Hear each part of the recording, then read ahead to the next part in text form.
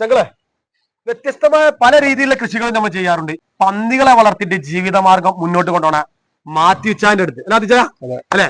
ഇറച്ചിയുടെ ആവശ്യത്തിനായി മാത്യുച്ചാനും കുടുംബവും വളർത്തിയെടുക്കുന്ന പന്നികളുടെ ഫാമാണ് നമ്മൾ ഇപ്പോ ഈ കാണുന്നത്. കോഴിക്കോട് ജില്ലയിൽ മലയോര മേഖലയായ കൂടരഞ്ഞി ഭാഗത്താണ് പന്നികളെ വളർത്തി ഉപജീവിതമാർഗം കണ്ടെത്തുന്ന മാത്യുച്ചാനും കുടുംബവും ജീവിച്ചു പോരുന്നത്. ഈ കാണുന്നതിൽ ചെറിയ കുഞ്ഞുങ്ങൾ മുതൽ വലിയ ഇറച്ചി പന്നികളെ വരെ നമുക്ക് ഇവിടെ കാണാൻ കഴിയും. എത്ര വർഷമായി ഇപ്പൊ നിങ്ങൾ ഈ പന്നിന്റെ ഈ മേഖലയ്ക്ക് തുടങ്ങിയിട്ട്? ഞാനിപ്പോ തുടങ്ങിയിട്ട് ഒരു 15 വർഷമായി. 15 വർഷമായി. ഇതിന് എങ്ങനെ ഹോട്ടലിലേക്കാണോ അതോ വേറെ രീതിയിലേക്കാണോ ഇതിന്റെ കൊടുക്കുന്നത്? ഞങ്ങളിത് മാർക്കറ്റിൽ കടയിൽ കൊടുക്കുക. കടയിൽ നിന്ന് അവര് പീസാക്കിയിട്ട് 1 കിലോ 2 കിലോ ആവശ്യക്കാർക്ക് അങ്ങനെ കൊടുക്കുക. അല്ലാതെ ഈ പോത്ത് ആട് ഓണാക്കി ഹോട്ടലുകളിലേക്കൊന്നും അധികം പോകുക ഇല്ല ഇല്ല ഇല്ല ഇല്ല. പിന്നെ ബാറ്, കള്ള് ഷോപ്പ് അങ്ങനെയുള്ള, പിന്നെ അങ്കമാലി ഭാഗത്തേക്ക് എന്നാൽ ഹോട്ടലുകളിലൊക്കെ ഉണ്ട്. ഹോട്ടലിലൊക്കെ ഉണ്ട്. എന്തെല്ലാം കൃഷി ചെയ്തിട്ടാ? അത് തെരുവ കൃഷി തുടങ്ങിയിട്ട് എല്ലാ കൃഷി എല്ലാം നഷ്ടപ്പെട്ടു. ജാതി വെച്ചു, ജാതി കാറ്റും മറിച്ച് കാറ്റുകൊണ്ട് പോയി, പ്രളയം കൊണ്ടുപോയി അല്ലെ? അവസാന ഘട്ടമാണ് പന്നി കൃഷിയിലേക്ക് വന്നു കിട്ടാം. ലാഭകരമായിട്ടുള്ള ബിസിനസ് ആയിട്ട് നിങ്ങൾക്ക് എങ്ങനെ കൊണ്ടുപോകണം? ലാഭം എന്ന് പറഞ്ഞു കഴിഞ്ഞാൽ കൃഷി ഏതും നഷ്ടമാണ്. പിന്നെ എന്തെങ്കിലും നിവൃത്തി കേടുകൊണ്ട് അങ്ങ് മുന്നോട്ട് കൊണ്ടുപോവാം ആണല്ലേ? ഇതിപ്പോ നമ്മൾ ഈ കാണുന്ന ഫാമുകളിൽ കാണുന്ന ഈ ഭാഗങ്ങളിലെ മൊത്തം പന്നികളുണ്ടല്ലോ, ഇത് എത്ര മാസം പ്രായമായ പന്നികളാണ്? ഇത് 3 മാസം തുടങ്ങി 4 മാസം വരെ ഉണ്ട്. ചെറിയ കുഞ്ഞുങ്ങളെ തന്നെ ഇവിടെയൊക്കെ കണ്ടത് 8 മാസം 9 മാസം ആയതാണ്. പ്രസവിച്ചിട്ട് ഒരാഴ്ച മാത്രം സമയമായ പന്നിന്റെ കുഞ്ഞുങ്ങളാണ് ഈ കാണുന്നത്. ദിവസം 2 പ്രാവശ്യം തോതിൽ കൂടുകൾ, എല്ലാ പന്നികൾ കൂടുകളും ഇവർ പണിക്കാരെ വെച്ചിട്ട് ക്ലീൻ ചെയ്തുകൊണ്ടേയിരിക്കുന്നുണ്ട് കേട്ടോ. അതുപോലെ തന്നെ പ്രസവിച്ച് 2 മാസം പ്രായമായ കുഞ്ഞുങ്ങളാണ് ഈ കാണുന്നത്. തള്ളയും കുഞ്ഞിനെയും ഒരു കൂട്ടിലേക്ക് ഇവർ മാറ്റിയിട്ടുണ്ട്. അങ്ങനെ ഓരോരോ മന്ത് കഴിയുമ്പോഴും ഓരോരോ കൂട്ടിലേക്ക് ഇവർ എന്ത് ചെയ്യും, പന്നിക്കുഞ്ഞുങ്ങളെ മാറ്റിക്കൊണ്ടേയിരിക്കും. കാണുന്നത് ഒരു 4 മാസം 5 മാസം പ്രായമായ ആണും പെണ്ണും അല്ലെ ഉണ്ട് ഇതില് ഈ കൂട്ടിലിട്ടോ. അതായത് ഓരോ മന്ത് കഴിയുമ്പോഴും എന്തുപോലെ കൂടുകൾ ചേഞ്ച് ചെയ്ത് കൊണ്ടുവരുട്ടോ. പിന്നെ നമ്മൾ കാര്യമായിട്ട് ഇറച്ചിക്കായിട്ടാണ് നമ്മൾ ഇതിനെ ഉത്പാദിപ്പിക്കുന്നത്. നമ്മള് പന്നികള് 3-4 സൈസ് ഉണ്ട്. ഇറച്ചിപ്പന്നി ഉണ്ട്, നെയ്പന്നി ഉണ്ട്, ഇത് രണ്ടും കൂടെ കൂടിയതുണ്ട്. നമ്മളിപ്പോ പറഞ്ഞാൽ നമ്മുടെ ഇപ്പൊ ഉള്ള നിലവിലുള്ളത് ഇറച്ചിപ്പന്നിയാണ്. അല്ല നെയ്പന്നി അല്ല. അതായത് വ്യവസായാടിസ്ഥാനത്തിൽ ഇറച്ചിക്ക് വേണ്ടി മാത്രം, മാംസത്തിന് മാത്രം വേണ്ടിട്ട് ഉത്പാദിപ്പിക്കുന്ന പന്നികളാണുള്ളത് അല്ലെ? നിങ്ങള് 2 ഐറ്റം ഉണ്ട്, നെയ്പന്നി ഉണ്ട്, ഇറച്ചിപ്പന്നി ഉണ്ട്. ഇത് മൊത്തത്തിലുള്ളത് അതായത് ഈ മൊത്തം ഇറച്ചിപ്പന്നിയാണ്. അതായത് വ്യാവസായിക അടിസ്ഥാനത്തിൽ ഉത്പാദിപ്പിച്ചെടുത്ത് വിൽക്കാനുള്ള പന്നികളാണ് ഇറച്ചിപ്പന്നി. വളർത്തുന്ന ആളുകൾക്ക് ഇറച്ചിപ്പന്നിനെ മാത്രം വാങ്ങിയിട്ട് വളർത്തുക. ഇതിന് എത്ര നേരം നമ്മൾ ഫുഡ് കൊടുക്കണം? ഫുഡ് 2 നേരം കൊടുക്കണം. നിങ്ങൾ കൊടുക്കുന്ന ഫുഡ് നിങ്ങൾ ഇവിടെ ഉണ്ടാക്കണോ എങ്ങനെയാണ് ചെയ്യണേ? നമ്മള് ഇത് ഹോട്ടലിൽ നിന്ന് കളക്ട് ചെയ്യാണ്.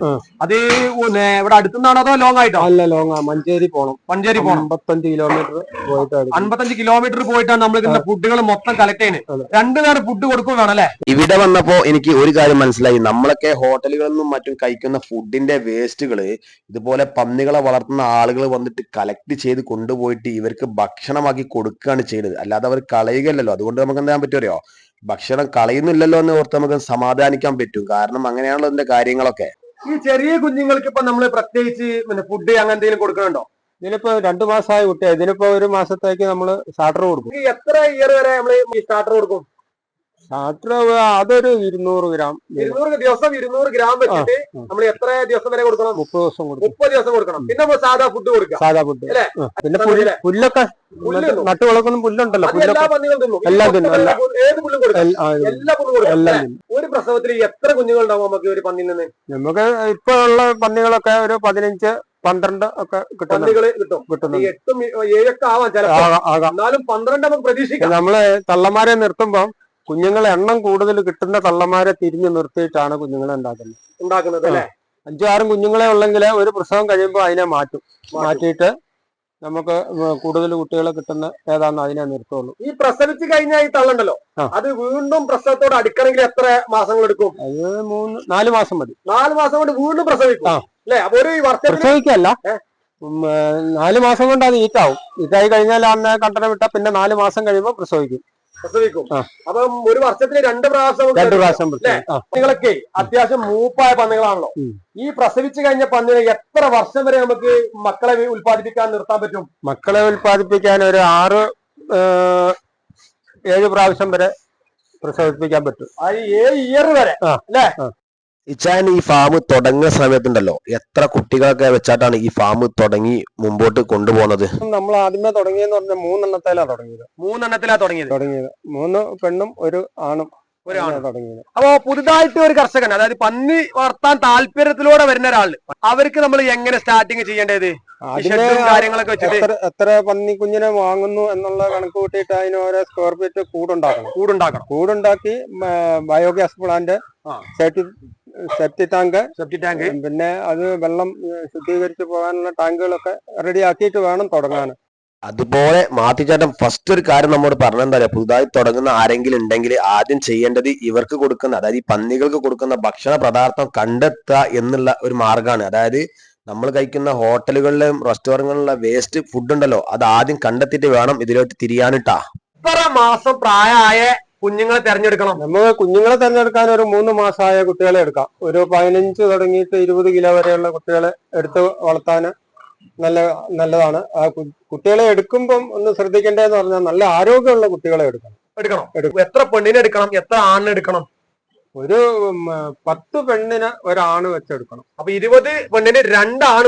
20 കുട്ടികളെ എടുക്കുവാണെങ്കിൽ ആ 20 കുട്ടി ഒരു സ്ഥലത്ത് നിന്ന് എടുക്കരുത്. ആണിനെ വേറെ എടുക്കണം. ആണിനെ വേറെ സ്ഥലത്ത് നിന്ന് എടുക്കണം, പെണ്ണിനെ വേറെ സ്ഥലത്ത് എടുക്കണം. അതെന്തുകൊണ്ട് അങ്ങനെ വരാൻ കാരണം? ഇതിന്റെ പന്നിക്കാണേലും മനുഷ്യന്റെ ഇതുപോലെയാന്ന് പറഞ്ഞത്. ബ്രീഡിങ് ചെയ്യുമ്പോ രക്തബന്ധം ഉണ്ടെങ്കിൽ കുട്ടികളെ കിട്ടുകയില്ല. അപ്പം ചേഞ്ച് ചെയ്യണം. അതായത് ഒരു പാമ്പിന്ന് ആണിനെ എടുക്കുകയാണെങ്കിൽ മറ്റുള്ളൊരു പാമ്പിന്ന് പെണ്ണിനെ എടുക്കണം. മാത്തേട്ടാ, പുതുതായിട്ട് തുടങ്ങുന്ന കാര്യം നമ്മൾ പറഞ്ഞല്ലോ. അപ്പം ഈ പുതുതായി തുടങ്ങുമ്പോൾ നമ്മള് 20 കുട്ടികളാണെങ്കിൽ എത്ര കുട്ടികളാണെങ്കിൽ നമുക്ക് എടുക്കാന്ന് പറഞ്ഞു. അപ്പൊ ഒരു കുട്ടിനെ വാങ്ങുമ്പോൾ എത്ര റേറ്റ് കൊടുക്കേണ്ടി വരും? 6000 രൂപ ഒരു കുഞ്ഞിന് കൊടുക്കണം. അത് ആണിനാണെങ്കിൽ പെണ്ണിനാണെങ്കിൽ അതേ റേറ്റ് ആണോ? ഒരേ റേറ്റ് ആണ്. പിന്നെ ഇതിലേക്ക് രോഗങ്ങൾ അങ്ങനെ എന്തെങ്കിലും വരുന്ന ഒരു പ്രശ്നം എന്തെങ്കിലും ഉണ്ടോ? ഇവിടെ ഒന്നും അങ്ങനെ വന്നിട്ടില്ല. നോക്കുന്നുണ്ട്. എന്തെങ്കിലും ലക്ഷണം കണ്ടു കഴിഞ്ഞാൽ അന്നേരം നമ്മൾ പിന്നെ ചെയ്യേണ്ടതെന്ന് പറഞ്ഞു കഴിഞ്ഞാൽ പ്രസവിച്ച് ഒരു 24 മണിക്കൂർ ആകുമ്പോൾ കുഞ്ഞിന് അയം കൊടുക്കണം. എല്ലാ മാസത്തിലും വിരമരുന്ന് കൊടുക്കണം. എല്ലാ മാസം കുട്ടിയാണെങ്കിലും വലുതാണെങ്കിൽ കൊടുക്കണം. പിന്നെ ഒരു 3 മാസം കഴിയുമ്പോൾ നമ്മൾ വാക്സിൻ എടുക്കണം. അത് പിന്നെ 10 മാസം വരെ നമുക്ക് അതിന് കിട്ടും. ആ വാക്സിൻ നമുക്ക് കിട്ടും. ഇതിപ്പം ആൺപന്നികളാണല്ലോ മുഴുവൻ. ഇതിനാണോ നമ്മൾ മക്കൾക്കായിട്ട് ഉൽപ്പാദിപ്പിക്കുന്നത്? അതൊക്കെ ഉൽപ്പാദിപ്പിക്കാനായിട്ട് നിലനിർത്തുന്ന ആൺപന്നി വേറെ ഉണ്ട്. ഈ കൂടുതൽ ആണുമുണ്ട് പെണ്ണുണ്ട്. ഇത് ആൺപന്നി, ഇത് പെൺപന്നി. അതായത് ഒരുപാട് ആണും പെണ്ണും പന്നി പ്രസവിക്കുന്നതിൽ ഉണ്ടാവും.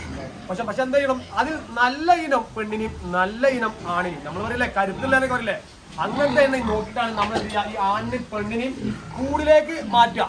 അവരെ സംഗമിച്ചിട്ടാണ് കുട്ടികൾ ഉണ്ടായിട്ടാണ് അതിനെ നമ്മള് മാറ്റിയെടുക്കുക ചെയ്യുക, അല്ലെ? അല്ലാതെ എല്ലാ ആണിനെയും എല്ലാ പെണ്ണിനെയും ആയിരിക്കൂല ഇതിലിടാട്ടോ. നല്ല കരുത്തുള്ള, നല്ല ഊർജ്ജസ്വസുള്ള, നല്ല ആരോഗ്യമുള്ള, അല്ലെ? ഈ കാണുന്ന വലിയ പന്നികൾ ഉണ്ടല്ലോ, ഇതാണ് നമ്മൾ ബ്രീഡിങ്ങിനായിട്ട് നിർത്തിയത്, അല്ലെ മതിയേട്ടാ? അല്ലെ, ഇവരിൽ നിന്ന് കുട്ടികളെ ഉൽപ്പാദിപ്പിച്ചിട്ട് വളർത്തിയെടുക്കും. നല്ല കുട്ടികളെ വളർത്തിയെടുത്തിട്ട് വ്യാവസായിക അടിസ്ഥാനത്തിൽ ഇറച്ചിക്ക് വേണ്ടിയിട്ട് ഉപയോഗിക്കട്ടോ.